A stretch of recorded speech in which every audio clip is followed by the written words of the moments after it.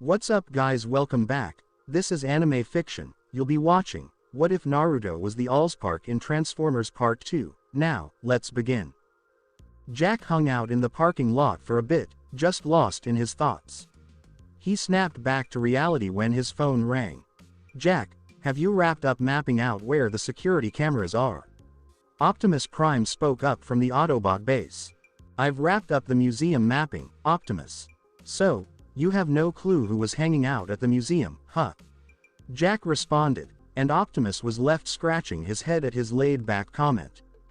After a little while, a blue and green portal popped up in an empty alley, giving Jack a way back to the Autobots' secret base in the United States. As he walked along the path that seemed to break the rules of physics, he put his hand on his head to steady himself, feeling a bit dizzy. It was just a temporary thing for anyone not used to crossing the Earth bridge. Optimus walked over slowly, his steps a bit shaky from his weight, and his bright blue eyes showed both expectation and concern. Jack, do you think we could actually pull off stealing the Energon harvester? Well, the only issue is that there's a security camera aimed right at the orb. Jack responded, a bit concerned about this detail. But thinking about Naruto really lifted his spirits again. Aside from that issue, I came across Naruto at the museum. Raph, who had been lending a hand to Ratchet with the human tech, was caught off guard and excited to hear that Naruto was doing okay. Miko, on the other hand, was watching a monster truck show with Bulkhead and wasn't really into Naruto. To her, living with the Autobots was way more fun than hanging out with humans like herself. Optimus, robotic optics widened in a moment of surprise and disbelief. Wow, you actually found Naruto on a continent that far away.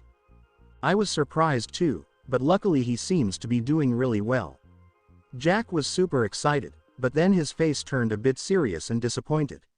I tried to get him on board, but he was pretty straightforward about not wanting to get involved in the war. Optimus paused for a moment, a thoughtful expression crossing his face as he considered Jack's last words. We can't make him join us. If he chooses not to get involved, that's fine, and we'll respect his decision. I see where you're coming from, but I think Naruto might be underestimating just how dangerous the Decepticons really are. Jack recalled the last events he had seen when they snuck onto the Decepticon ship, including that not-so-friendly run-in with Soundwave and the imposter Wheeljack, who turned out to be a Decepticon that could take on the form and look of other Cybertronians. Oh, and let's not forget about that last adventure they had a while back with this wild organization called Mech. They were a bunch of tech-obsessed folks who were just a little out there. RC, arms crossed, walked over, clearly intrigued by what was being said. Jack, if your friend has been missing for this long, I think it shows he really knows what he's doing. He definitely doesn't seem like an amateur to me. It's a bit of a mystery how Naruto knows about the whole war between the Autobots and Decepticons, but we've got bigger things to focus on. At least we can agree that he seems to be smarter than the Decepticons. Optimus got some well-deserved praise. Miko, wanting to steer clear of the heavy conversation, found herself reflecting on the past week. They had gone up against the Mech organization, and being a conspiracy theory enthusiast, she started to weave together a theory that really caught her interest. Remember those strange Mech guys we ran into? Do you think Naruto could be aware of the Autobots and Decepticons? I mean, he might be part of some secret and mysterious organization too, right? Miko came up with a theory that even caught Ratchet off guard with her unexpected insight. It's kind of like a government agency that handles everything related to aliens. Have you heard about those conspiracy theories? That's awesome. Bulkhead said yes. I really don't think Naruto is a spy, Raph said, tapping away on his laptop. I just can't see a government agent or a spy having that kind of sarcastic humor. Plus, he seems way too young for all that. Bumblebee let out his classic beep, showing that he was on the same page as his buddy Raph. I really don't think he's a government agent. He basically called the orb an Energon harvester as soon as he laid eyes on it. Jack shared the news, catching Ratchet off guard and making him lose focus on what he was doing. Has anyone figured out what the artifact is? Ratchet couldn't believe it. No way, that can't be right. He not only figured out what the orb was, but he actually read the Cybertronian writing on it and even shared a security lock code with me to stop it from accidentally turning on. Jack kept going with his explanation, and Ratchet's jaw just dropped in total disbelief, a reaction that all the Autobots were feeling too. Alright, this is kind of strange. RC raised an eyebrow, questioning Naruto's identity. How can a person even learn to speak Cybertronian? What if he isn't actually human? He might be a Cybertronian just like you. Miko was thrilled at the idea of meeting another Cybertronian. How about a mini version of you for some sneaky spying? Just like the Terminator. Optimus and Ratchet exchanged a glance, both aware of the rich history of Cybertronian legends. They understood that the orb called the Energon Harvester was an ancient tool, dating back to a time even before Cybertron's golden age. Optimus, you know, Cybertron had a bunch of different races throughout various eras even before the golden age. Ratchet chimed in, resting his chin on his hand, really putting his processors to work. So, if Naruto knows about the Energon Harvester, it kind of suggests he might be Cybertronian or maybe even an alien from another race. If he knows the password, it kind of shows how old he is. I get what you're saying, but I can't help but think that Naruto might have a mentor guiding him, maybe a Cybertronian who's been around here for quite a while and has helped him learn about our culture and language. Optimus had a suggestion. RC and Bumblebee, have you guys picked up on anything different about Naruto? Like, is there something unusual about him as a human? RC and Bumblebee exchanged glances, both looking as contemplative as Ratchet, which was pretty unusual for them when it came to these kinds of things. But you know, RC was really curious about what was happening. She couldn't shake off that odd feeling she got when she first saw Naruto that day. It was like he looked familiar, but she just couldn't put her finger on why. I suppose the only way to figure out who he is to track him down again. Raph made a suggestion and then got back to his work, and Ratchet was on board with it for now. As night fell and the moonlight lit up the city, a green and blue portal popped up on an empty street. Out of it came a big red truck, a green pickup, a yellow Camaro, and a blue motorcycle. The Prime team cruised through the city, each choosing a different route to keep things low-key and avoid drawing any unwanted attention from the locals and the cops. The Autobots, in their vehicle forms to hide what they really are, gathered around a big museum that was shut down, with just a handful of security guards keeping watch, oblivious to any trouble brewing inside. The Autobots stayed put, ready to defend the spot while Jack, Miko, and Raph made their move to grab the alien artifact from the museum. Ratchet opened a portal inside the museum, right in a spot where the security cameras couldn't see. This made it possible for Jack, Miko, and Raph to sneak in using a small vehicle to safely transport the golden sphere back to where the portal was first activated. As soon as Jack spotted the golden orb on the statue of Zeus, he quickly pulled the lever to get the vehicle's portable elevator going, helping them reach the height they needed to snag the alien artifact. Miko spots the security camera aimed at the alien artifact and gets a little creative to trick the guard. He's too busy reading his newspaper to pay any attention to the museum's surveillance. She snaps a photo from the same angle as the camera and sets her cell phone right in that spot, screen facing the camera. This way, when the guard checks the camera, he'll believe he's looking at the sphere instead of just a regular cell phone pic. Raph pulled his laptop out of the trusty backpack he always had with him. Once he powered it up, he linked his system to an audio recording of Optimus Prime, an audio clip in Cybertronian language that Naruto had shared the security lock code for. So, when someone said the code out loud in the native Cybertronian language, the golden orb lit up for a brief moment, showing its old insignia in all its glory, and then it just went back to normal like nothing had happened.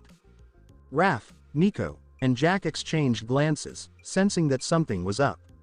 But since they weren't exactly experts in Cybertronian tech, they couldn't tell if the orb was actually in safe mode or not.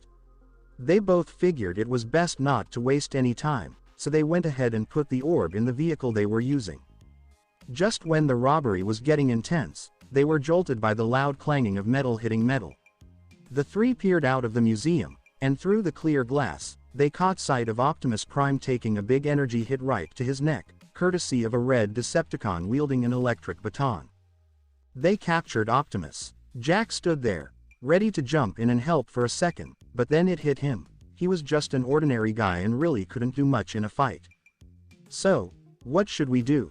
Miko asked with a sense of urgency, feeling the adrenaline coursing through her veins, but not in a good way. Jack glanced at the orb and then at the Autobot leader, realizing their mission was to deliver the orb to the Autobot base. That way, Optimus and the others could focus on the fight without any distractions. Alright, let's keep going with the mission. Raph, can you ask Ratchet to open the portal? Raph quickly started syncing his laptop's communication network with the Autobots' private network, heading towards their secret base. So, Jack went ahead and lowered the vehicle's portable elevator all the way down for a quick ride back to where they had just come from through the portal. Ratchet, this is Raph. We have the Energon harvester, ignite the portal fast. The Decepticons are here, Raph cautioned, feeling agitated as the combat between the Autobots and Decepticons outside the museum continued.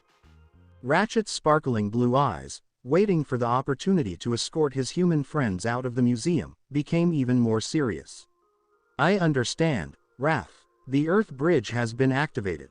He lowered the lever that triggered the portal to the Autobot base to the exact same locations as the previous time it was activated. The gateway rapidly opened in front of Jack, Miko, and Raph.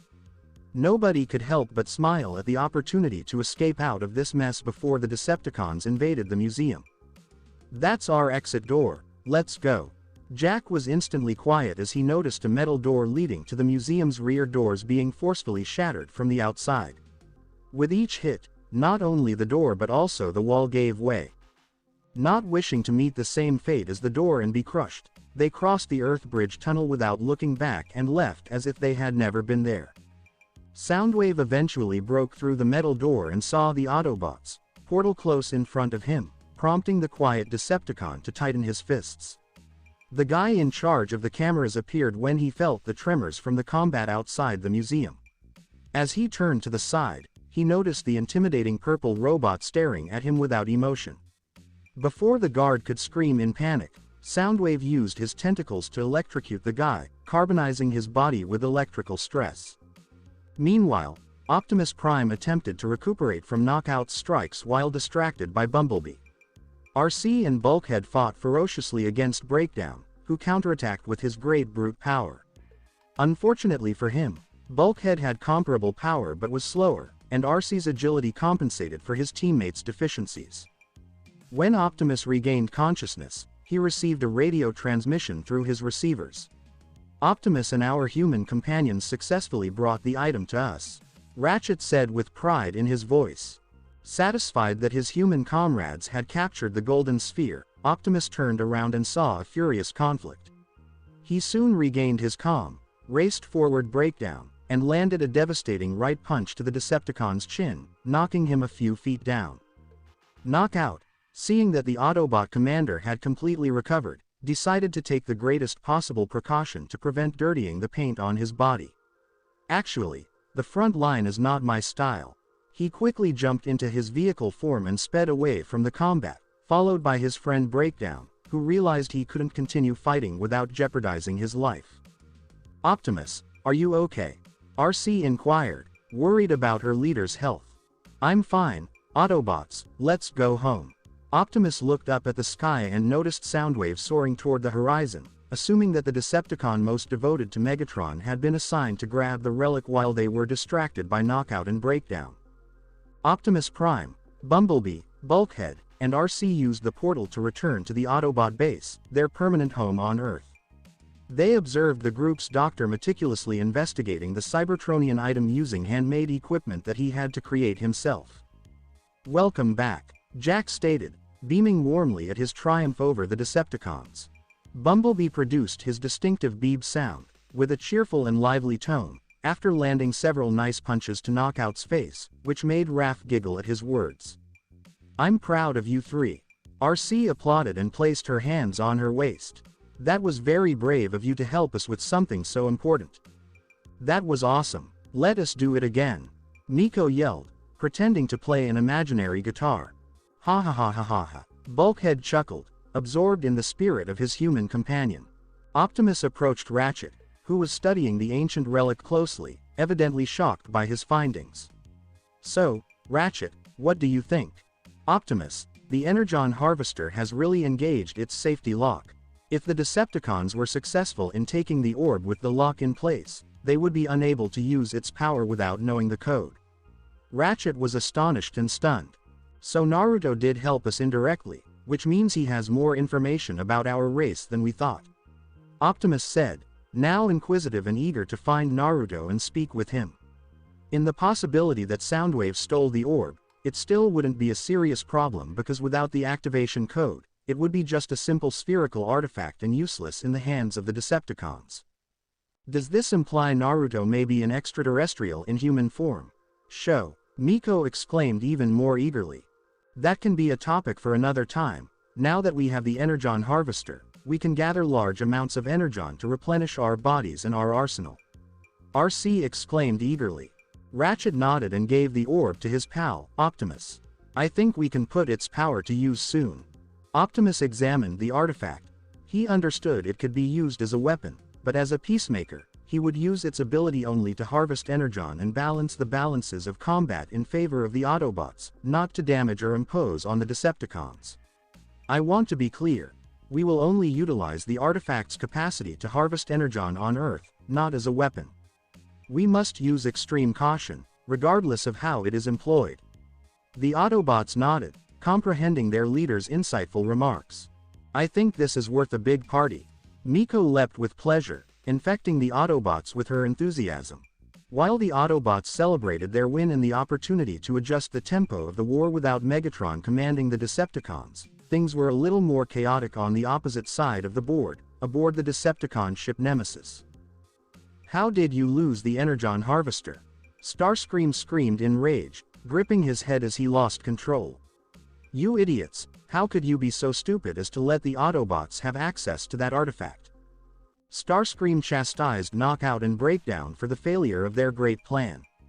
He chose to direct his hatred only at them, not wishing to incite Soundwave's quiet rage, knowing that the most faithful Decepticon to Megatron was secretly the second strongest, second only to Megatron himself. I imagined the basic task of stealing a human museum to be easy for two well-known con artists. What a disappointment, Starscream persisted, determined to break their spirit in front of the silently observing Decepticons. Well, that isn't really our fault. We never expected Optimus Prime to attack us in such a cowardly manner. Knockout lied, despite being the one who cowardly assaulted the Autobot commander. Exactly, the Autobots hid like vermin to attack us like the cowards they are. Breakdown persisted, validating Knockout's falsehood. Starscream groaned and clenched his teeth in irritation, as if he had been on a losing streak since he met Megatron in space, his spark practically out. Despite his effort to kill him, Megatron was still clinging to life in his coma, giving the Decepticons hope for his resurrection. Enough. Let's get ready for the Energon harvesting strategy I've been devising. Starscream replied, returning to work to distract himself. I unintentionally reconnected with Jack at the museum 2 weeks ago. Fortunately, he accepted my choice to avoid the confrontation so that my identity as the Allspark recipient would not be disclosed. Unfortunately, I learned that a security officer had died at that museum, which newspapers said was due to damage, but it was clear that the government intervened to avoid public hysteria. I was now modifying the engine in my automobile, not because there were any difficulties, but because I was updating the artificial portal generator system. I opened a chamber in the engine's core, revealing a cylinder with a circumference of 10 centimeters and a height of 20 centimeters. Despite its modest size, it contained a huge amount of pure energon created by my power base. I've been driving this car non-stop for 2 weeks and it doesn't appear like the power has dropped by even 0.001%. I thought, I know I shouldn't be impressed, but I expended what I believed was a relatively little amount of power. Naruto's focus was disrupted when his cell phone began playing a rock and roll tune. Naruto didn't verify the origin of the call because he just knew his racing rival's phone number, so he answered his mobile phone while concentrating on delivering his focus in his car. What's new, Kurt? Are you thinking about racing again? I asked. You know how it is, no one can beat me, only you have the minimal quality to properly challenge me. Said Kurt, or Knockout, who spoke to Naruto under a fictitious identity. Don't be like that. There are many talented people in this world, you just have to find them. I advised as I inserted the energon cylinder into its engine chamber. Fortunately for me, I have already found one. Knockout made an obvious allusion to Naruto, as he was the only one to defeat him in a fair race. As bizarre as it may appear, Knockout, a violent, feared, and known Decepticon, admired an ordinary human. Many saw it as a waste of time, as if he were conversing with an insect, but things changed for him. After losing to Naruto the first time they raced, Knockout challenged him again, winning a few times, but Naruto went on to win more races. Knockout, as a Cybertronian, challenged Naruto fairly in their private races, always raising the difficulty, and as a result, a basic human earned his respect. In pursuit of other formidable challengers akin to Naruto, Knockout embarked on a journey across the globe to discover these skilled pilots. However, he encountered many who were overconfident and did not possess the requisite talent to match his serious approach to competition. Have you developed the skill of offering praise? How uncommon. I found it difficult to suppress a scoff. Let us proceed with the race at the specified coordinates. Exercise caution in your approach. Knockout provided the coordinates for the upcoming race, and Naruto was taken aback to discover it was situated 50 kilometers from his current location. I will arrive at the location by 1:30 p.m. at the latest, contingent upon traffic conditions. I securely close the hood of my vehicle. I enter the vehicle and take my position in the driver's seat. Looking forward to our upcoming meeting. Knockout concluded the call and resumed his task of operating and restoring Lord Megatron's physical condition. Even if he were involved in a covert alliance to assist Starscream in overthrowing Megatron's leadership of the Decepticons. After a period of time, Knockout found himself on a highway, positioned on the side of the road in his vehicle mode, patiently awaiting the arrival of the sole human who captured his interest. His solitary moment concluded as he recognized the distinct sound of a muscle car approaching. He proceeded along the highway, positioning himself to align with the horizon, while the Dodge Viper positioned itself alongside him in preparation for the race. I apologize for the delay, I miscalculated the traffic conditions this time. I assert, holding a glass of soda in one hand. Knockout expressed his exasperation, as he was already aware of Naruto's tendency to indulge excessively in food. We will commence now, with the score currently at 4-4. Today, we will determine who holds the title for the fastest. Naruto secured his beverage in the holder and adjusted his posture, resting his hands on the steering wheel. I look forward to observing your progress from a distance. We will evaluate whether your confidence aligns with your skill set. Knockout provoked, keen to compete, causing his engine to emit a powerful roar. Knave Decepticon Nemesis. Breakdown was refining Megatron's exterior, which bore the scars of the explosion on its armor. Despite his specialization in demolition and explosions, he exhibits a level of patience for this type of work that is quite remarkable. The automatic door opens, presenting Starscream, who walks with his hands positioned behind his back, his keen gaze surveying the environment with a hint of mischief. Breakdown, could you please inform me of Knockout's location? Starscream inquired, noting the unusual circumstance of a Decepticon warrior fulfilling the role of a medic. He departed a few minutes ago, assigning me the responsibility of cleaning Lord Megatron's armor for the time being. Breakdown resumed his task, now directing his attention to the cleaning of the Decepticon leader's metallic shoulders.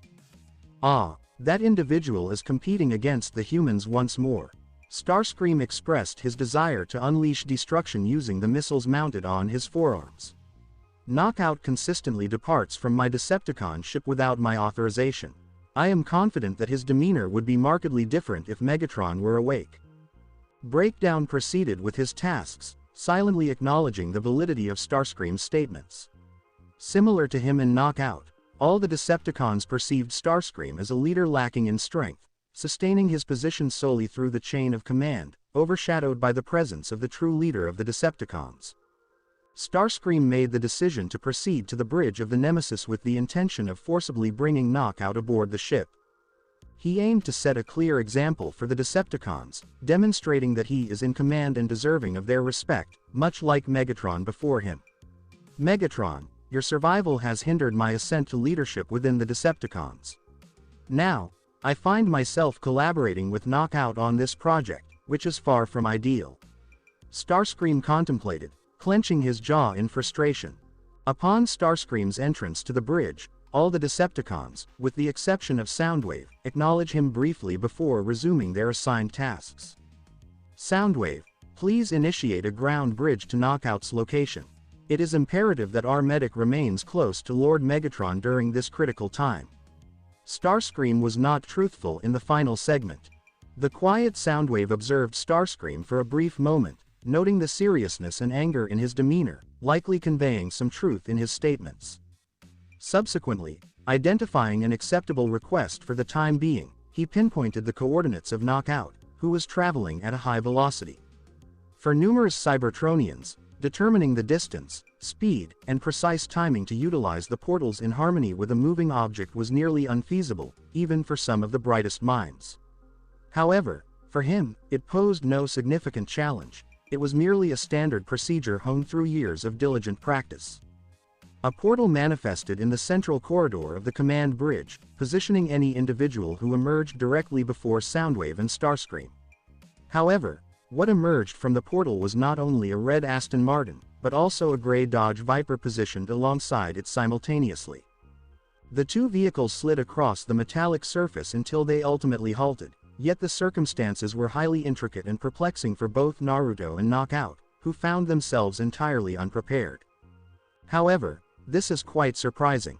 I spoke softly, observing two Cybertronians regarding me with unwelcoming expressions. Starscream paused for a moment, uncertain of how to proceed upon discovering a human presence within his warship. His crimson eyes shifted towards Knockout, radiating an intense fury. Before Starscream could respond, Naruto decisively pressed the accelerator and advanced towards the large automatic door that opened in his path, navigating the corridor and several Decepticons who were taken aback by the unexpected occurrence. What are you waiting for? Decepticons, eliminate the human. Starscream issued a commanding war cry, directing his finger towards Naruto. I find myself in a challenging situation. What just occurred? One moment I was running at a steady pace, and the next, Dan. I find myself in an unfamiliar environment, which is quite intriguing, yet I must admit it feels rather absurd. All Decepticons, eliminate the intruder. Starscream announced through the base's microphone, instructing all soldiers to carry out the execution of the human. The statement from the potential leader of the ship caused me to tense up, indicating that my situation had officially deteriorated further. With quick reflexes, I successfully evaded an energon shot from a Cybertronian who was targeting me as if I were a prominent mark. This experience invigorated me, prompting me to fully engage the accelerator and maximize my speed. I appreciate my driving skills in these circumstances, despite it being my first experience aboard a Cybertronian ship. Fortunately, the precision of these robots was lacking, allowing me to maneuver effortlessly, navigating beneath them with ease.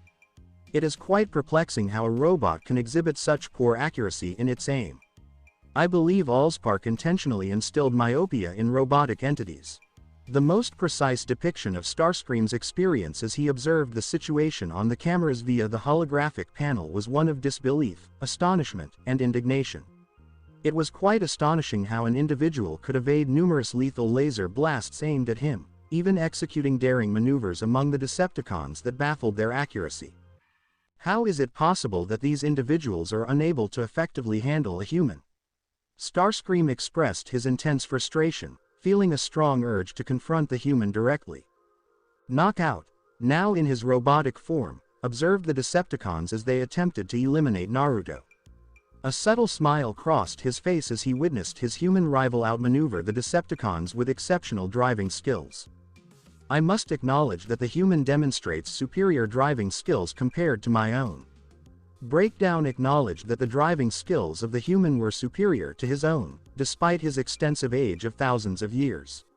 Should he be a Cybertronian, he would undoubtedly rank among the top drivers in the Yakan races. Starscream directed an intense glare at Breakdown, his right eye twitching with agitation. His metal claws scraped against the keyboard before him as he endeavored to maintain his composure. This individual possesses impressive skills, however, their endurance may be a concern.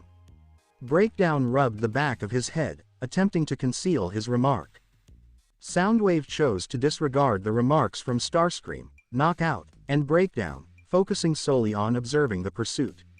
His internal systems identified a notably elevated energy level in the human's vehicle, exhibiting a pattern that intriguingly mirrored a known energy signature, heightening his awareness further.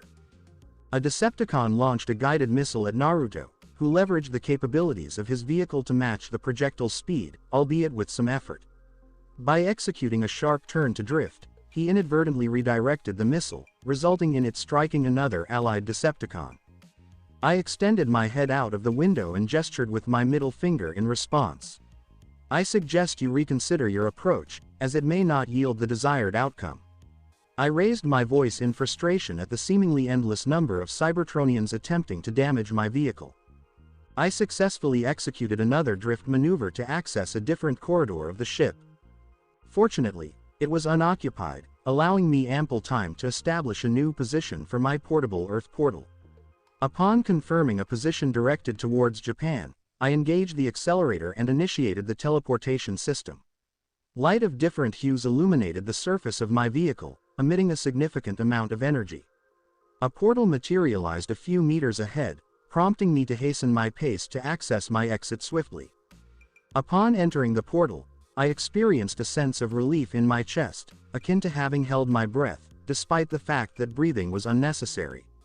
My sense of joy diminished, however, when I recognized that I had materialized in a different corridor of the ship, with numerous robots observing me in a state of perplexity. I exclaimed in frustration, shifting gears and accelerating, maneuvering in reverse while evading the energon shots that posed a significant threat to both my vehicle and myself. What occurred? Why was I not assigned to Japan? I engaged the handbrake and executed a 180-degree turn to realign my vehicle in the proper direction.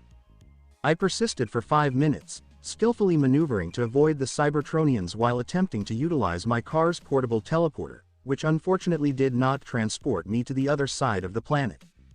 Naruto was unaware that the instant he tried to initiate the teleportation, his vehicle emitted a significant quantity of energon, an energy signature that Soundwave identified almost immediately. Soundwave's precise reflexes enabled him to directly disrupt the synchronization of Naruto's portals, causing him to be teleported back and forth within the corridors of Nemesis, establishing a cycle of cat and mouse. The quiet Decepticon chose to proceed deliberately down one of the corridors, fully disregarding Starscream's commands. He proceeded with a composed demeanor, seemingly unfazed by the surrounding circumstances, until he ultimately paused in an unoccupied corridor, as though anticipating an event. The sounds of skidding and gunfire intensified moment by moment, culminating in the arrival of a muscle car that entered the corridor where Soundwave was located. Naruto and Soundwave exchanged brief glances, reminiscent of a high-stakes duel in the Wild West. Naruto shifted his car into the final gear, poised to evade the purple Decepticon. In response, Soundwave summoned his robotic tentacles and directed them towards the floor of the Nemesis ship, generating an electric surge that traveled through the metal seamlessly until it reached the tires of Naruto's car. This caused the car to skid down the expansive corridor, devoid of its rubber tires, ultimately colliding with Soundwave's own feet. The impact was disorienting. However, I was fortunate to have been wearing a seat belt as a precaution. As I glanced upward, I observed a featureless robot observing me, reminiscent of a specter draining my essence.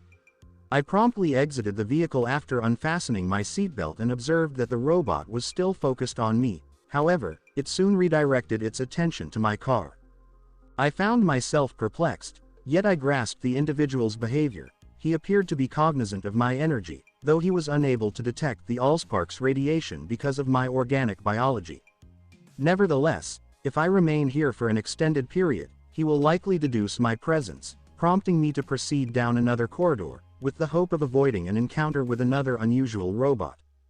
Soundwave observed the human with subtlety before he proceeded down the corridor, experiencing an emotion he found difficult to comprehend, yet he suppressed it and refocused on his investigation. He commenced the disassembly of the vehicle using his robotic tentacles, methodically extracting each component as though he were deconstructing a model. He remained astonished by the car's advanced technological features, particularly the engine. In a mere minute, he acquired the small cylinder containing pure energy, the very singular energy that had captured his interest. The analysis of the data revealed the energy signature at an accelerated pace, confirming that he was in possession of a type of energon previously unknown to him, particularly in this level of purity. Soundwave approached a door adjacent to him and entered the infirmary wing, unveiling the comatose form of the Decepticon leader, Megatron. Soundwave regarded his leader, the singular individual in the universe deserving of his unwavering loyalty, who comprehended his perspective on the necessity of saving Cybertron from corruption, a period he loathed to recall as he observed the shortcomings of the rulers.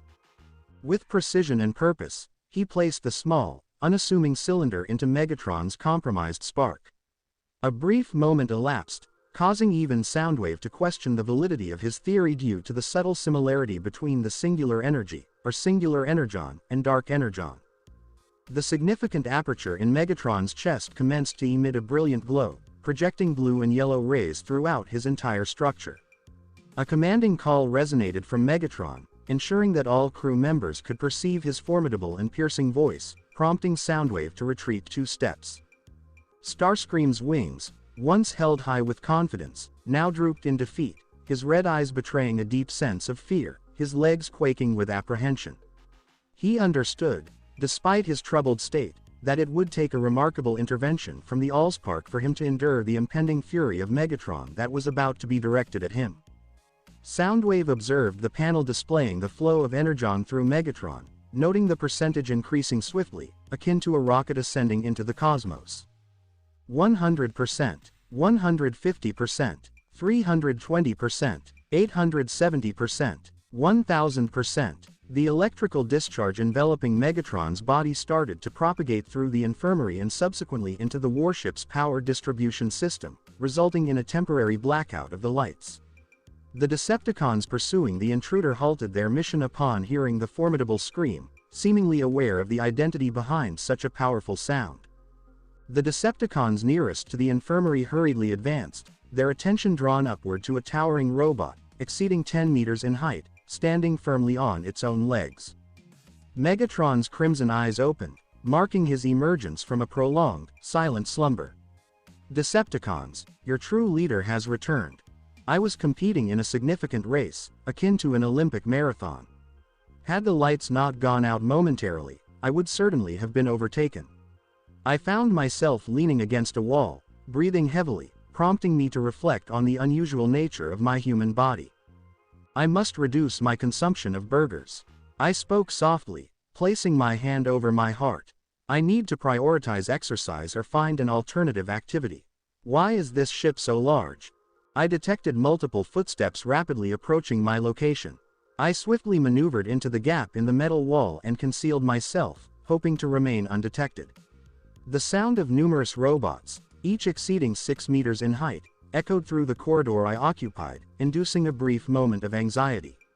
Fortunately, the Cybertronians proceeded without probing into my location.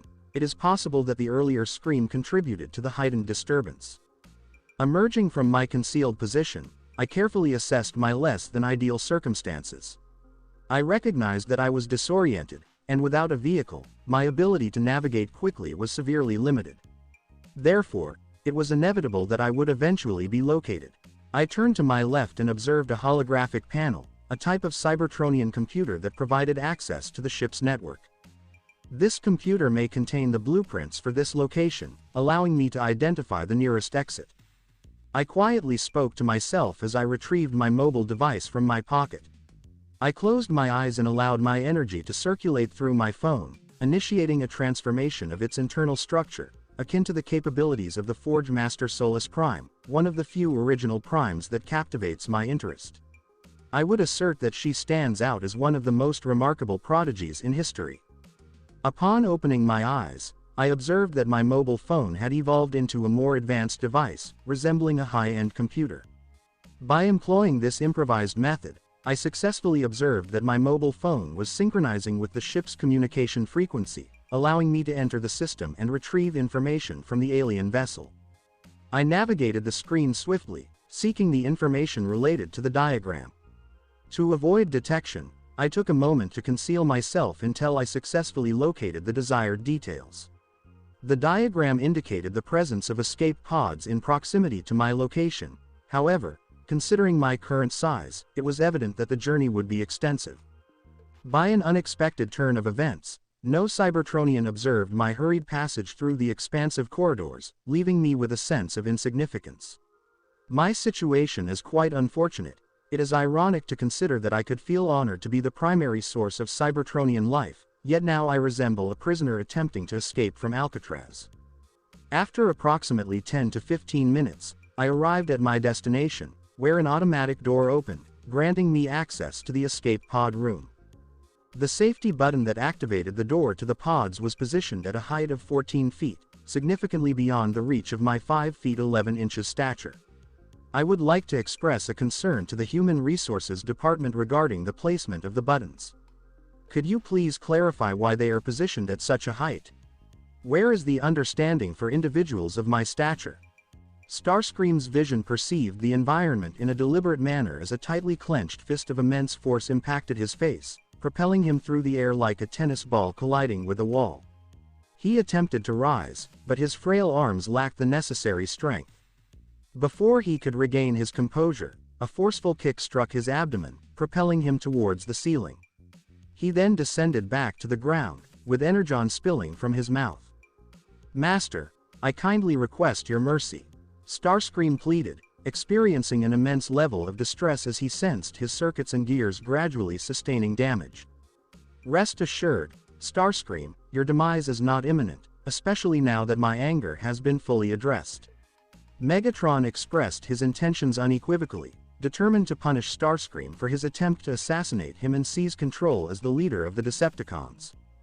Seizing Starscream by the head with one hand, Megatron elevated him effortlessly and employed his other hand to deliver a forceful blow to Starscream's midsection, resulting in energon being expelled from Starscream's mouth onto Megatron's armor once more. Megatron, despite his intense fury towards Starscream, experienced a sense of revitalization within, akin to having been submerged in a reservoir of energon for an extended period.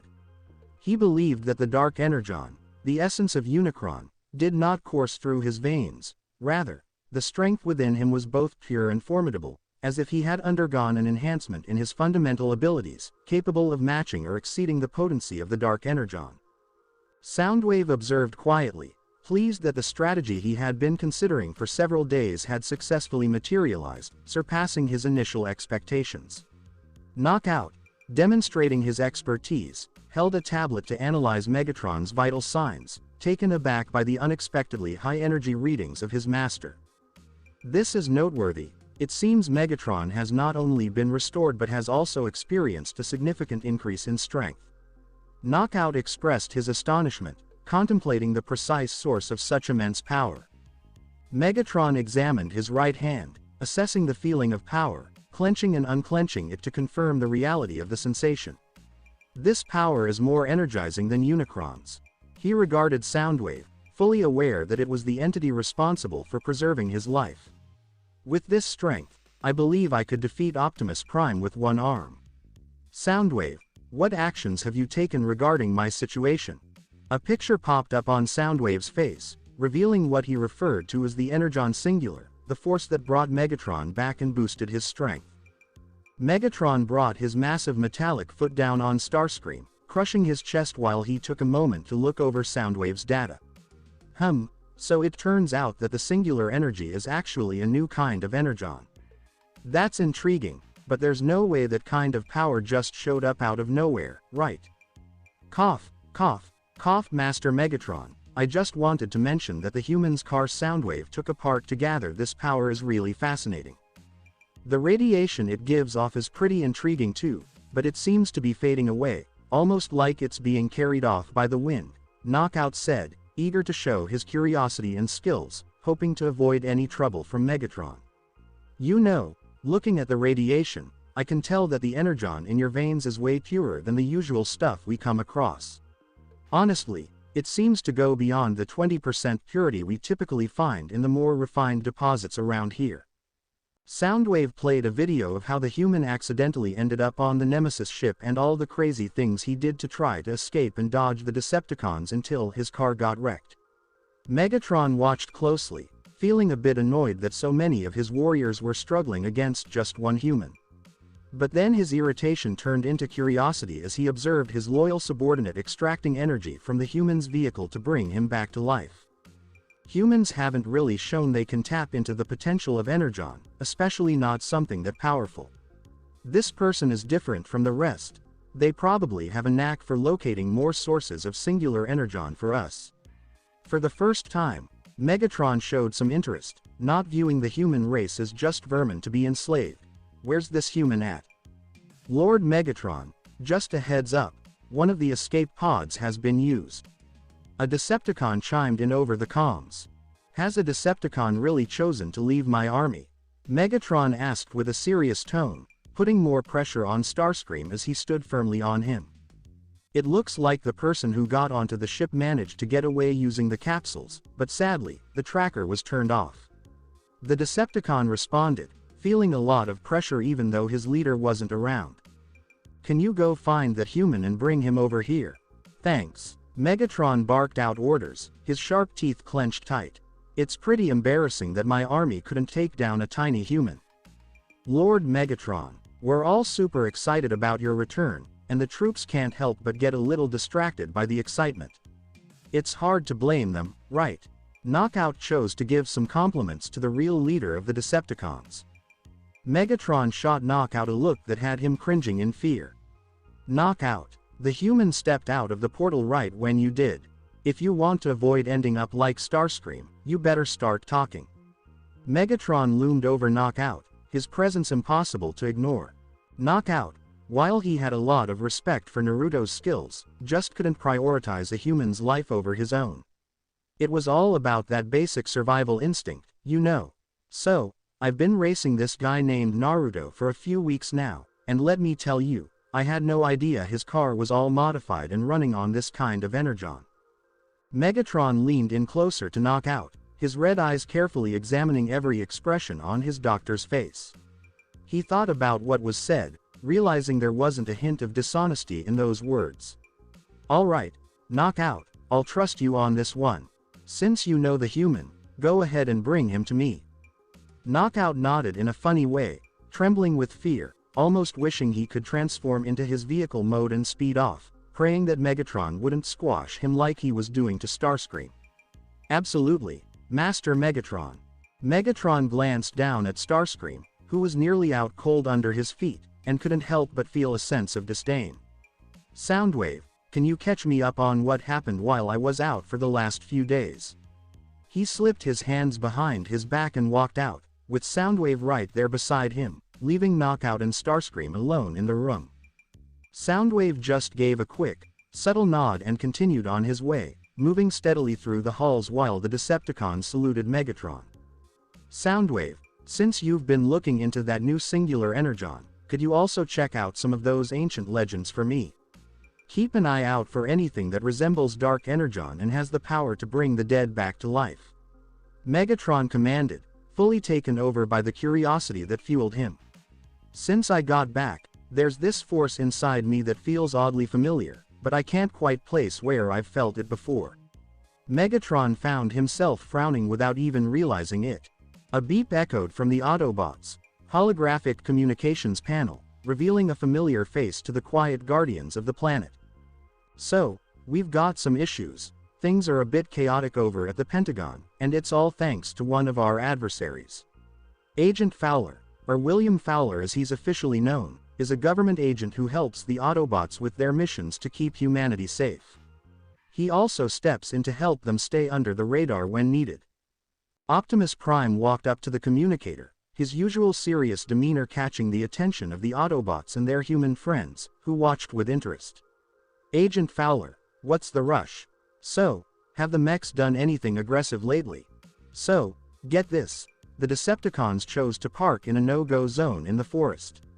Luckily, no one got hurt, but there are some wild reports about a UFO crashing down from the sky, almost as fast as my mom reminds me to brush my teeth. Fowler decided to let the situation get under his skin. I'm sending you the pictures right now. The board displayed a poorly taken photo from a mobile phone of an alien ship plummeting from the sky at breakneck speed, catching the Autobots' attention as they recognized the design. So, a Decepticon escape pod, huh? Do you think it came from space or from Nemesis? RC asked, with her arms crossed. It's tough to tell for sure, but it seems pretty clear that the Decepticons are up to something. Ratchet said, his hand resting thoughtfully on his chin. We're not sure what the Decepticons are after, but it's clear they'll be at the crash site. I can help you out, but you're the only one who can really handle the mess those killer robots are going to make. Fowler said it in a way that felt like he was almost giving an order, just because of how he is. Agent Fowler, no need to stress, we're heading your way. Optimus jumped right in to tackle the task, and that enthusiasm was definitely felt by the whole team. Bulkhead brings his fists together with a bang, just like they always do to get ready for battle. Let's go take on some metal heads. A robot fight, that's awesome, Miko mentioned, really wanting to join the Autobots on their mission, missing the way Jack and Raph exchanged glances, as if they could read each other's thoughts and understood what needed to be done to keep their friend from making a foolish decision. I'm really pumped. Now that we've gathered all this energon, I feel ready to take on even Megatron. RC was really excited. Don't get tricked. That's a Decepticon escape pod we're dealing with. We really have no idea what might come out of it. It could even be an old foe from back in the day trying to team up with the Decepticons. Optimus caught everyone's attention with his warning. Whether Megatron is around or not, we have to stay vigilant. We'll fight with our eyes wide open, not with a sense of superiority. He kept an eye on everyone, ensuring that they all grasped what he was saying, including Miko. Ratchet, can you fire up the Earth bridge at those coordinates? We need to hurry. Breakdown, or Megatron's going to take my head clean off. Knockout said, holding an energon reader in one hand while being led to an energy signature. What's up? Why did you give me a call? I really don't want to share your problems. Breakdown grumbled, glancing around for any hint of life in the forest they were in together. Let's hold off on that conversation for now. We've only got a rough idea of where the escape pod is thanks to the human internet, and that could mean the Autobots might come snooping around too. Knockout went over everything, ensuring that the branches wouldn't scratch the paint on your body. You were really in a tough spot, so you asked Soundwave to help you figure out the nearest location of the human. Breakdown rolled his eyes in exasperation. Soundwave has been looking into the singular energy for quite a while, so I figured we shouldn't waste any time. With Megatron back, it makes sense to take advantage of our tactical edge right now. We really need to make sure the Autobots don't catch wind of us going after a human. That souped-up truck is definitely going to get in our way, so we can't mess this up. It relies on that, Knockout declared with a sense of determination, noticing that the energon reading was on the rise. After a short walk, Knockout and Breakdown finally arrived at the landing site. They couldn't help but notice the mess left behind. Dozens of trees were wrecked from the rough landing. Do you think the person made it through the fall?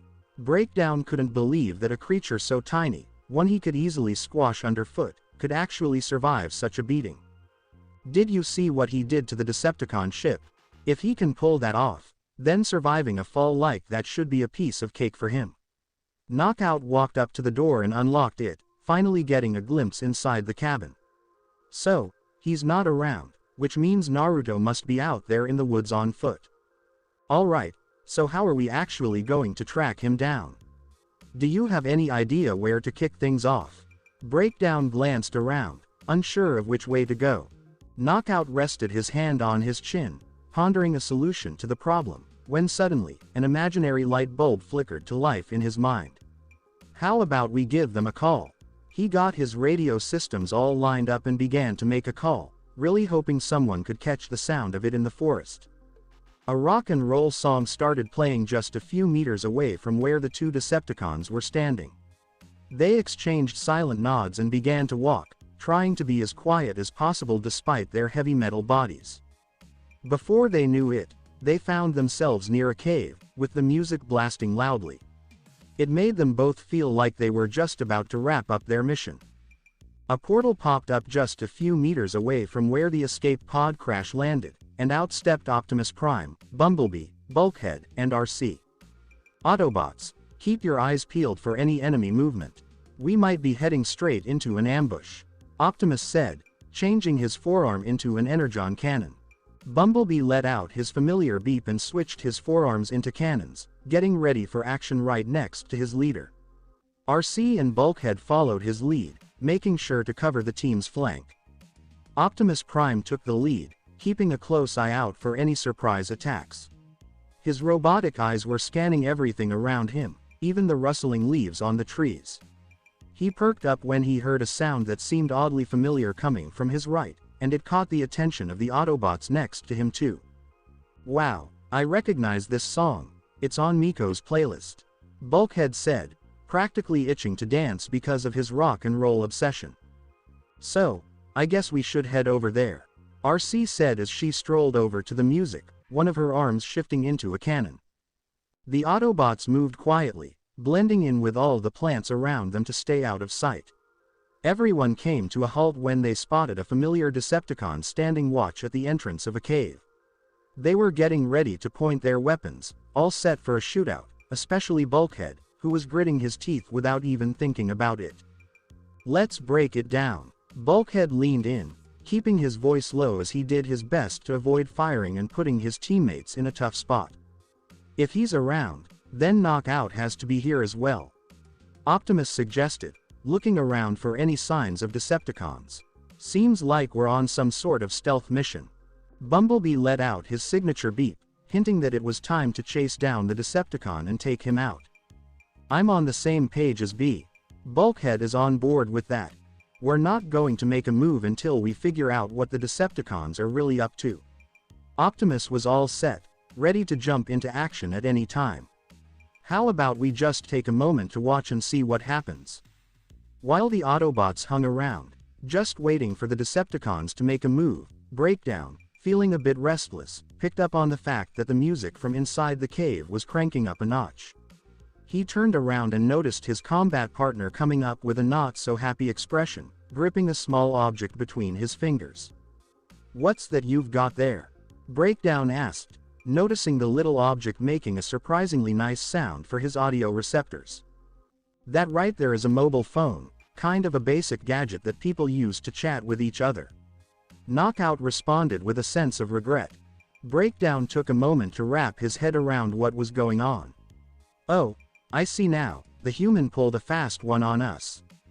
"Oh wow, you actually swear. Oh man, looks like we're right back where we started. Looks like he's on the other side of the forest now. That scoundrel really pulled a fast one on us since he knew we could track him by his phone," Knockout said with a bit of anger, but his face relaxed when he noticed Naruto's phone. "Since the car ran on this energy, I'm thinking this phone might too. I guess I should take a look at it in the lab later." While the Decepticons were busy arguing, the Autobots were feeling a whirlwind of emotions. But the one who seemed most concerned was Optimus Prime. His greatest fears were starting to unfold right before his eyes. He realized that the Decepticons were dragging humans into their wicked plans, and there was one human in particular who was being targeted by his foes. RC, Bumblebee, and Bulkhead grew more serious as they thought about their human friends, who they considered family. Even though Jack, Raph, and Miko can't battle the Decepticons like the Autobots do, they've shown their bravery and value in keeping this planet safe. No matter who they were up against, their courage earned the respect and admiration of the Autobots. "Honestly, as tough as things are for me right now, I can't help but feel a growing sense of admiration." "Haha, that's hilarious." Knockout clearly showed his frustration and shared his thoughts about the one human who really caught his attention. "Honestly, I'm a bit taken aback by your reaction. Are you laughing because you're nervous?" Breakdown asked, a bit concerned for his friend's state of mind, since anyone might lose it knowing Megatron was planning to crush his head. "Oh, come on. Wow, what a day. Naruto really pulled off an impressive move, dodging all those Decepticons on the Nemesis ship. He even made it out in an escape pod. It's official, he's mastered the art of escaping from us." Knockout let out a sigh, his metallic shoulders drooping in tiredness. I really need to think of a solid excuse to avoid losing my head here. Optimus' eyes grew wide with concern as he caught the tail end of the chat between the two Decepticons. If it weren't for his battle mask, his shock and disbelief would have been clear to his friends. "They're going after Naruto," RC whispered, feeling a bit uneasy and out of place in the situation. "So, the Decepticons are on the hunt for the boy, huh? That's not good at all," Bulkhead whispered, picturing Nico possibly facing the same unfortunate outcome. Bumblebee let out a beep, pointing out the part where Naruto was on the Decepticon ship and had just managed to escape, which was pretty much like what they were dealing with right then. Optimus shut his eyes for a moment, thinking back to the chat he had with Jack, Nico, and Raph about their safety. He really didn't want to put them in any danger. Out of everyone, Naruto was definitely the most intriguing. He didn't really get involved directly in the battles against the Decepticons, but his understanding of Cybertron and the whole war situation drew a lot of curiosity. Optimus realized it was a bit naive to think the Decepticons weren't interested in Naruto, especially since he hadn't been involved in recent happenings. Now, it was obvious he was in danger and really needed some protection. "Autobots, it looks like our investigation has turned into a rescue mission. We really need to track down Naruto before the Decepticons get to him first." Optimus leaned in and whispered, catching the attention of his friends. "So, it seems like Naruto got captured earlier, but I bet his knowledge of Cybertron really helped him break free from the Nemesis ship. That's a real bummer. It probably made him a permanent target. You know, if I'm trusting my gut, he might still be hanging out in the forest." RC chimed in, glancing over at the Decepticons who were deep in conversation. "So, how are we going to track him down? The forest is massive, and when you think about it, he can navigate through it much more easily and cover his tracks from us." Bulkhead made a comment. "Naruto really needs to figure out some transportation first, or maybe just head to the nearest town nearby," Optimus said, wishing that Naruto would make his way to civilization. "Ratchet, can you tell me what the closest city is to where we are right now?" Ratchet was chatting with Raph when he quickly glanced at the map after hearing his friend's request and found the answers without any trouble. "The closest town, Optimus, is just 12 kilometers south of where you are right now." After hearing his friend's response, Optimus glanced at RC without saying a word, but it was clear she knew what she needed to do. Quietly slipping out from her hiding spot, she transformed into her vehicle mode and drove towards the spot Ratchet had pointed out. Breakdown stood there with his arms crossed, pondering a solution for his friend, and suddenly recalled something that could be useful. "Knockout, I've got an idea." Knockout raised an eyebrow, clearly surprised, knowing just how limited his companion's smarts were. No offense to Breakdown, but he was definitely the brains of the pair while Breakdown brought the muscle. "It sounds like we're dealing with a stalking and tracking situation, so why not reach out to an expert for some guidance? It's a good idea to break things down and know exactly who to reach out to for help. How about we get Soundwave to call in the best Decepticon for this situation, Barricade?" "Barricade? That fool, you're out of your mind, Breakdown." Knockout was sharing some tough memories that were bothering them. "Can you believe that? Someone actually scratched my paint. I'm just trying to help you out here, you know. Things fell apart, and I just couldn't keep my cool anymore. He and that demonic Minicon frenzy are real pieces of work. I keep having these nightmares about that little devil. Seriously, how can a Minicon that's so tiny be so wild? It's kind of funny how all of Megatron's hatred for Optimus Prime seems to be packed into this little pet." Knockout felt a shiver run through him. "I really struggle with your painting issues sometimes, but I get that it's been a while since you both collaborated." Breakdown crossed his arms and rolled his eyes at what his teammate was up to. "You know, I haven't forgotten about it. He's definitely going to pay for using me as a shield. I was really traumatized." Knockout was complaining even louder, oblivious to the fact that the Autobots could hear him. "But, maybe he could be the answer. He might be a real piece of work, but you can't deny he's got skills in his field."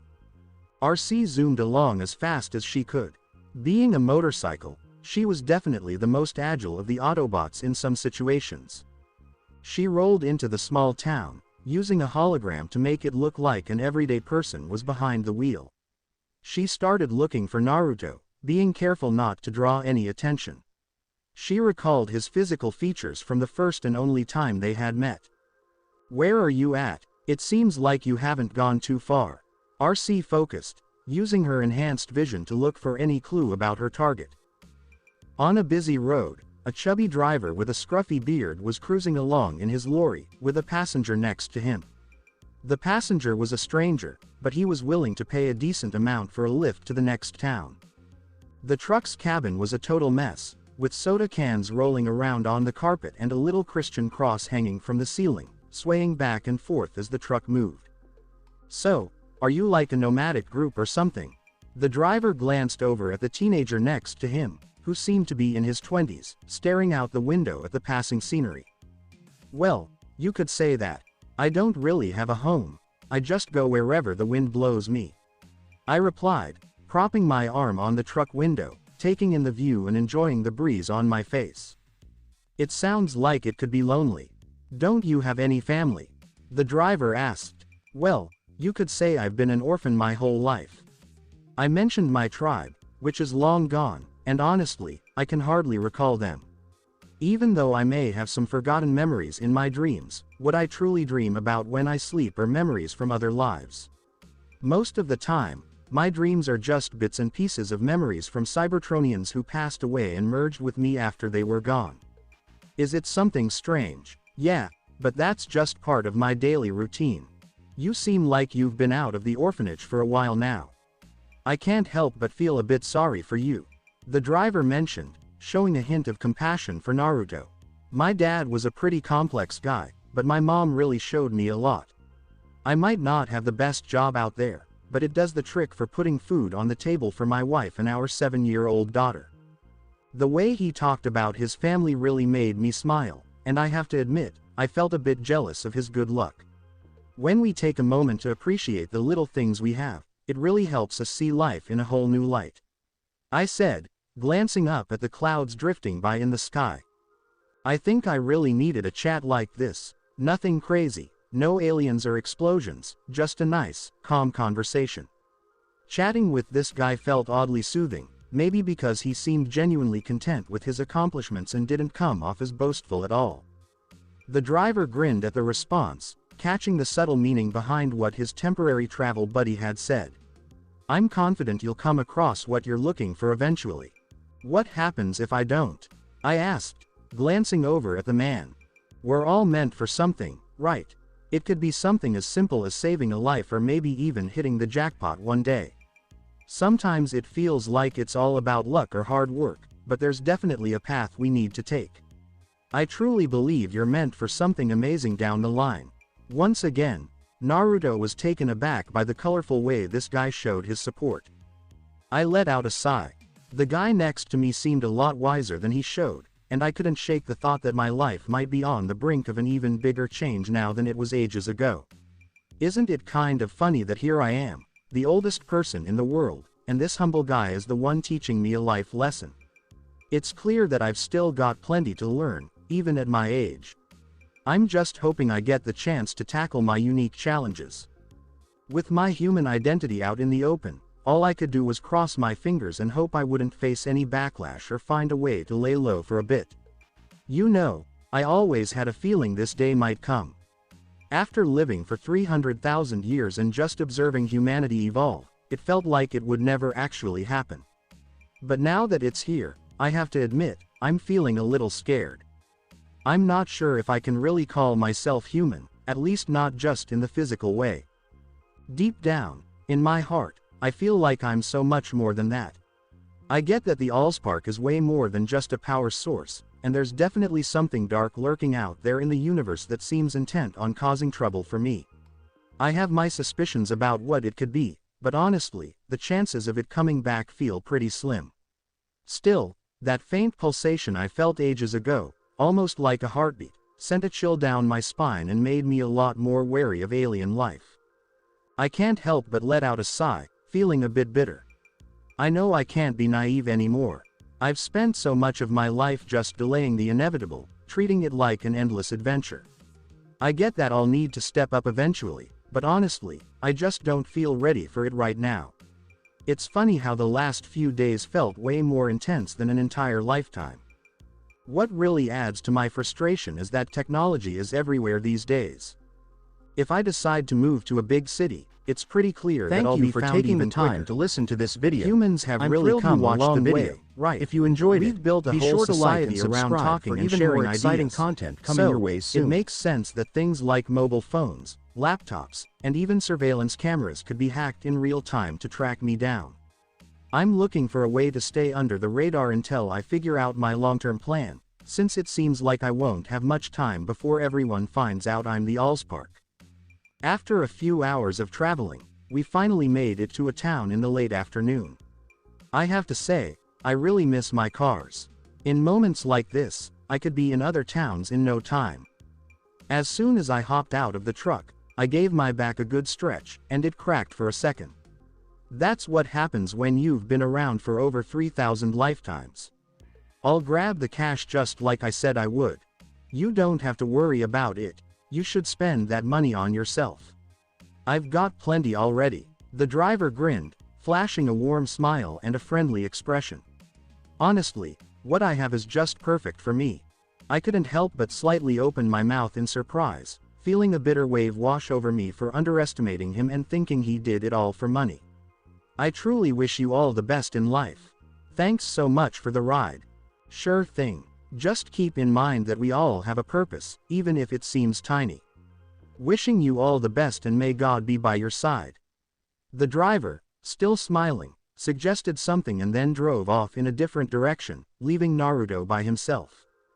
I saw the truck slowly fade away, and it felt like a bittersweet goodbye, but there was also a sense of satisfaction in it. Until we're all united, my surprising buddy. I found myself whispering without even knowing what I was saying. Since I was at risk of being spotted by the Cybertronians, it seemed wise to keep a low profile for a bit. Luckily, I came up with a plan to stay under the radar for a few months, maybe even years. Still, it feels like my luck is being pushed to its limits, and that's definitely not a great sign. I've really gotten used to life in this tech-savvy world, but I can't help but feel my roots are from a different time, and old habits are tough to shake off. I strolled through the quaint little town until I stumbled upon a unique shop featuring a slogan of a hunter with a rifle taking aim at a deer. When I walked into the shop, a little bell jingled, and out popped an older-looking salesman from beneath the counter. The shop had all sorts of survival gear, like rifles, axes, knives, tents, blankets, and even bear traps. "Are you here to camp or go hunting?" the salesman asked, giving his prescription glasses a little adjustment. "I'm on the hunt for some gear for a practical survival situation," I said, checking out the axes and ropes hanging on the wall behind the salesman. "Oh, interesting. What kind of situation are we talking about?" the salesman asked with a hint of curiosity. "So, I was thinking about picking up some emergency supplies and rations, like crackers, dried fruits and veggies, rice, and a few spices," I mentioned, glancing at the salesman as he jotted everything down on his notepad. "So, how long are you planning to camp for?" the shopkeeper leaned in, pulling out a few items from beneath the counter. "I can handle a solo camp for a few months without any gear, but since I'm thinking of disconnecting from civilization for a few years, I'd like to have at least a little bit of fun." I admitted it, and I could tell the salesman wasn't really shocked. "Come on, let's head over to the warehouse together." The salesman grabbed a stick and wobbled along with Naruto beside him. "My back's getting up there in age, so I can't handle too much weight anymore." "No worries at all. It's really the responsibility of the younger generation to lend a hand to the older folks whenever they can. I just thought of something. Do you happen to have an old radio lying around?" I asked. "I'm a war veteran, and I can help you with whatever you need," the salesman said. RC was sitting in a parking lot, feeling married and a bit stressed out since she couldn't track down Naruto. Her other war buddies were keeping an eye on different parts of the city, but it was clear that none of them had really hit the mark. "Optimus, I really think it's obvious that Naruto isn't around in this city." RC spoke up, clearly annoyed. We shouldn't lose hope. If he's out there, I just want to make sure he's okay. Optimus responded while cruising through the city in his vehicle form. Optimus, if the Decepticons aren't around here, it probably means they're waiting to grab him the second he slips up. He needs to keep an eye out for any shady stuff coming up, whether it's Autobots or Decepticons. Ratchet looked over a bunch of hacked images from the city's security cameras, but he just couldn't spot Naruto anywhere. It feels like the boy is just slipping through our fingers, and honestly, we can't afford to spend our time and resources searching for him. So, I think the best move right now is to reach out to Agent Fowler for some help. He and his military contacts can carry out a broader and more subtle search than we're able to. Optimus let out a soft sigh and paused at the red light, just hanging tight as he continued his search. Bumblebee rolled up in his car form and gave a friendly honk, showing he was on the same page as the group's doctor. Yeah, I agree. If Naruto could get away from the Decepticons' ship, I'm sure he can find a way to stay hidden until we track him down. Optimus nodded, a bit anxious, knowing he needed to track down Naruto before anything serious went wrong. Alright, Autobots, it's time to head home. Megatron was at the command post, getting used to the power that had brought him back to life. Every now and then, he would let out a sigh, feeling more at ease with the power coursing through him. Singular Energon, that's pretty fascinating. It shares some qualities with Dark Energon, especially in how it mystically messes with the spark. There's this power out there in the human world that nobody's really tapped into, and honestly, that's pretty weird. Megatron pondered as he gazed at his powerful hand. If the people on this planet were aware of this kind of power, they would have made huge strides in their technology, so their access is pretty restricted. So, until we can figure out how to decode their energy and trace it back to its original form, I'm stuck with just trying to find this person. He turned to see Soundwave coming up behind him, as quiet as ever, keeping a little distance between them. Soundwave, how did the research I sent your way go? Megatron inquired, maintaining a steady tone. Soundwave made his way to the Nemesis control panel and hooked up one of his robotic tentacles to a computer on the bridge. Instantly, a bunch of research on ancient legends lit up on the holographic screens. Just as I thought, there aren't any ancestral records of Singular Energon or anything similar, only the documents about the energy sources that were originally noted. Megatron said, sounding a bit let down. We've got all the Energon mines on this planet under our control, so it's just as rare as Dark and Red Energon. I can't help but think that maybe even the ancestors, with all their wisdom, couldn't figure out all the secrets of Energon. Soundwave gave a slight nod, showing he was on the same page as his leader. Sure, the Ancestor era brought some amazing tech to Cybertron, but that doesn't mean they figured out all the universe's secrets back then. There's still plenty left to uncover. Oh, that sparks an idea for me. Megatron flashed a grin, revealing his sharp teeth. So, if the Singular Energon can merge with my spark and create all this power, I wonder what would happen if I brought Unicron's power back into me. Soundwave glanced at Megatron, feeling uncertain about the idea of mixing different energies in the same spark. It seemed like a risky move. Without the right preparation and understanding, playing around with two energies could lead to some unexpected outcomes, whether good or bad. Soundwave, I'm heading out for a few hours. Can you hold down the fort until I'm back? Megatron strolled along, fully aware of just how far he needed to go for a piece of Dark Energon. As he switched to airborne mode, he made his way to one of the most epic battles ever fought in the solar system. It was a place where a graveyard of fallen warriors had showcased the might of Dark Energon for the very first time, serving as a test for an army brought back to life by Unicron's mystical power, all set to take on the last prime. As Megatron finally arrived at his destination, he couldn't help but think back to the first time he crossed paths with Optimus Prime and his trusty sidekick, Ratchet. He strolled through the area, where the dust was gently covering the twisted remains of those who had fallen. Once he got to the bottom of the mountain, he crouched down and dug into the ground with his arm, pulling out a piece of Dark Energon. I've got the blood of Unicron, the power of the God of Chaos right here with me, and now it's all mixed up with the power of the Energon Singular. Megatron snatched the fragment and merged it with his spark, letting out a scream that sounded like his very soul was on fire.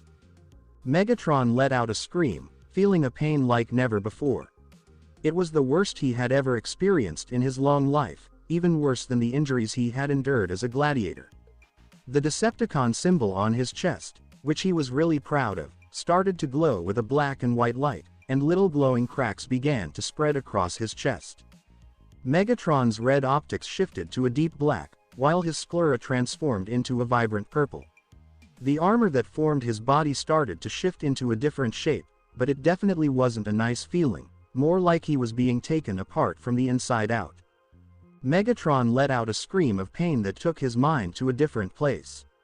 The ground around him was surrounded by purple flames, devouring everything in sight without a fight. He glanced up at the sky and noticed it was shrouded in thick smoke from the flames, with some lightning flashing nearby. "What's up? Where am I?" Megatron asked, feeling confused about what was going on, if it was real or just a trick, because of the heavy weight pressing down on his spark. Megatron heard footsteps behind him and instinctively swung his cannon around, ready to fire. But then he caught sight of a fiery figure looking at him with serious intent, and he hesitated. There was this fiery figure that looked like a person, and it was a whopping 15 meters tall. He was studying Megatron, glancing at him like he was beneath him, not even worth the effort, someone who could be wiped out with just a thought. "Who are you?" Megatron let out a roar, but that just made the flames around him flare up even more, putting him at risk of being completely engulfed and melted away. "Haha, that just makes things even more interesting," the mysterious being said. "Looks like my brothers have finally fallen after all this time. That's just perfect." When Megatron came to, he mustered all his strength and reached for his chest, pulling out the dark energon fragment. With that, the weird effects on his body faded away, and he was back to normal. He's having a tough time catching his breath, working hard to get his strength back. Right now, he feels pretty weak, just stuck in his usual state without any boost in power. Megatron glances at the energon shard in his hand and sees that it looks quite different now. It used to be wrapped in a purple hue, but now it's entirely black, with a little white aura glowing around it. What's going on? Do you think the mix of those two things caused this reaction? It feels like my veins are ready to burst, Megatron said, feeling his body grow weaker, struggling to find the strength to shift into his vehicle mode. What was that thing? I was overwhelmed by this intense feeling. It was pure anger, a craving for revenge like I've never experienced before. Megatron struggled a bit to get up from the ground, but he kept his cool. "Soundwave, can you sync my coordinates with the portal? Thanks." He glanced at the black fragment in his hand and sensed something unsettling about it, but he just couldn't put his finger on what it was. Stay tuned. Thank you for taking the time to listen to this video. I'm thrilled you watched the video. If you enjoyed it, be sure to like and subscribe for even more exciting content coming your way soon.